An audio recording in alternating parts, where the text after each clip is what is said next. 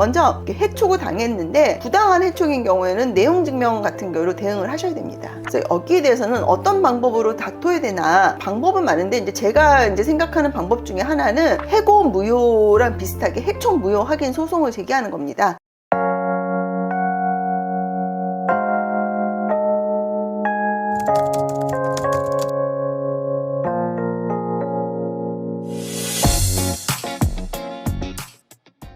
안녕하세요. 최혜원 변호사입니다. 보험 설계사들이 원치 않게 해촉을 당하는 경우가 있습니다. 해촉을 당하는 이유는 여러 가지가 있겠지만 가끔은 대리점에서 유지수당을 안 주려고 해촉을 하는 경우도 있습니다. 말도 안 되는 명분을 만들어서 해촉을 시키고, 이제 해촉을 하면은 유지수당을 일반적으로는 받지 못하기 때문에 상당한 이제 손해를 입게 되는 경우가 있는데요. 그러면 보험 설계사의 입장에서 원치 않게 해촉을 당해가지고 유지수당 등을 못 받는 손해가 발생했을 때 어떻게 대응을 해야 되냐, 이 부분에 대해서 먼저 설명을 드리겠습니다. 그 해촉을 내가 예컨대 2024년 9월에 해촉을 당했으면 2024년 8월까지 모집한 거에 대한 모집 수수료는 이골에 받아야 됩니다. 근데 그것도 잘 안 줘요. 왜냐면 9월에 나와야 되는 건데 9월에 해촉을 당했다는 이유로 모집 수수료를 안 주는데, 이거는 2024년 8월까지 일한 거는 2024년 9월 해촉 전에 발생한 일이기 때문에 당연히 모집 수당은 받을 권리가 있기 때문에 그건 당당하게 요구를 하셔야 되고요. 유지수당은 제가 말씀드렸지만 원칙적으로 받지 못합니다. 다만 예외적으로 유지수당을 준다는 규정이 있거나, 아예 그냥 해촉 후에 유지수당을 준다 안 준다 아예 말이 없거나, 아니면 별도 약정이 있는 경우를 제외하고는 유지수당은 해촉을 하면 받을 수가 없습니다. 그러면 어떤 설계사분들의 경우는 유지수당 자체만 몇 억씩 되고 상당한 경우가 있는데, 이렇게 억울하게 해촉을 당해서 유지수당을 못 받는 게 과연 방법이 없나, 이런 고민이 있으십니다. 여기에 대해서는 아직 명확하게 일관된 판례가 있는 게 아니라 사실 이거를 다투시는 분도 거의 없고요. 또 다퉈도 제대로 다투지 못해가지고 별로 이렇게 레퍼런스가 될 만한 판례가 많지는 않습니다. 근데 제가 이제 관련 건도 제가 직접 수행도 하고 여러 가지로 연구를 한 결과 일응의 방법을 한번 설명을 드리려고 합니다. 먼저 해촉을 당했는데 부당한 해촉인 경우에는 내용 증명 같은 경우로 대응을 하셔야 됩니다. 그래서 내가 이 해촉이 부당하다는 거를 회사에도 알려야 되고, 그러면 일부는 또 부당하다는 걸 인지하고 또 해촉을 없었던 걸로 하는 경우도 제가 봤고요. 어쨌든 부당함을 알리고 그 다음에는 해촉에 대해서 다투는 그런 법적 절차를 들어가야 됩니다. 그래서 여기에 대해서는 어떤 방법으로 다퉈야 되나, 방법은 많은데 이제 제가 이제 생각하는 방법 중에 하나는 해고 무효랑 비슷하게 해촉 무효 확인 소송을 제기하는 겁니다. 원래 해고 무효는 근로자가 부당하게 해고했을 때 해고 무효 확인 소송을 제기할 수 있는데요. 보험 설계사는 근로자는 아닙니다. 그렇기 때문에 해고 무효 확인을 할 수는 없는데 해촉이 무효라는 주장을 할 수는 있습니다. 그러면 해촉이, 우리 위촉 계약서를 보면은 해촉을 할 때 일정한 사유가 있고 일정한 절차가 있습니다. 이 두 가지 절차를 다 거쳐야 된다, 이제 이런 주장을 할 수 있고요. 근데 이럴 경우 이제 상대방은 또 이런 얘기를 합니다. 보험 설계사의 계약은 위임 계약이다. 근데 위임은 우리 민법에서는 언제든지 해임을 할 수 있도록 이렇게 되어 있거든요. 그러니까 언제든지 실의관계가 상실했기 때문에 위임 계약이기 때문에 해촉을 할 수 있다, 이런 주장을 합니다. 근데 이거는 조금만 생각해 보면 말이 안 되는 게, 우리 민법이 그런 거는 맞습니다. 근데 우리 위촉 계약서는 그 해촉 사유를 매우 구체적으로 정하고 있고요. 또 해촉 절차도 보기보다는 구체적으로 정하고 있습니다. 그렇게 민법에 따라서 아무 때나 해촉을 시킬 것 같으면 굳이 이렇게 위촉 계약서 이런 내용을 적을 필요가 없잖아요. 그리고 대법원은 보험 설계사와 보험 대리점, 보험 회사와의 관계를 단순히 위임으로 보진 않았고요. 약간의 혼합 계약, 위임과 도급, 약간 고용적 요소도 약간 있는 혼합 계약으로 판단을 했기 때문에 그 위임 계약이 그대로 적용될 수는 없다고 보고 있습니다. 그래서 그 위촉 계약서의 해촉 사유와 해촉 절차에 대해서 법원에서 다툴 수가 있습니다. 그리고 예비적 청구 같은 걸로 내가 부당하게 해촉이 돼서 얼마나 손해를 봤다, 이런 주장도 하는 게 좋은데, 그 왜 그러냐면 상대방의 주장처럼 위임은 언제든지 해촉을 할 수 있다 그래도 민법에는 이런 규정이 있습니다. 위임은 언제든지 그 실의관계가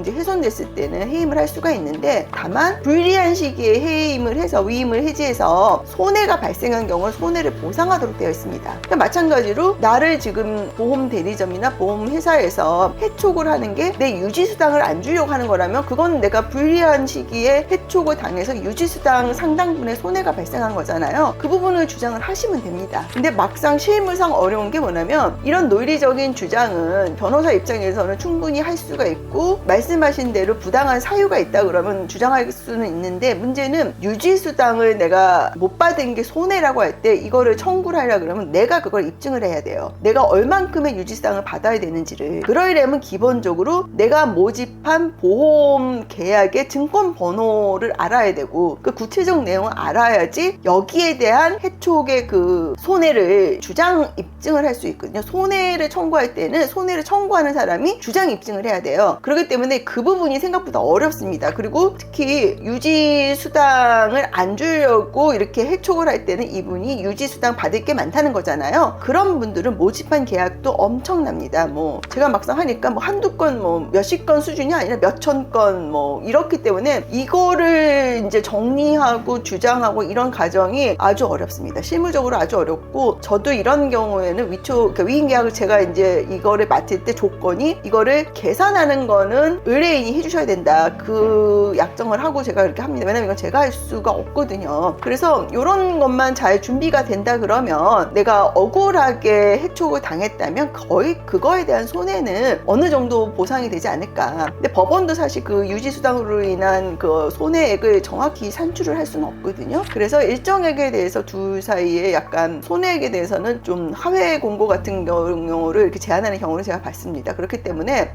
내가 나의 권리를 지킬 수 있다면, 해촉이 부당하다는 걸 입증하고 내가 받을 유지수당이 얼마라는 걸 입증할 수 있다면 어느 정도 그 손해는 받을 수 있다, 이제 그렇게 정리를 할 수 있습니다. 그래서 오늘 제가 설명드린 내용이 도움이 되었으면 좋겠습니다. 관련해서 상담이나 사건 수임 및 문의를 원하시는 분은 위에 있는 연락처로 연락 주시기 바랍니다. 감사합니다.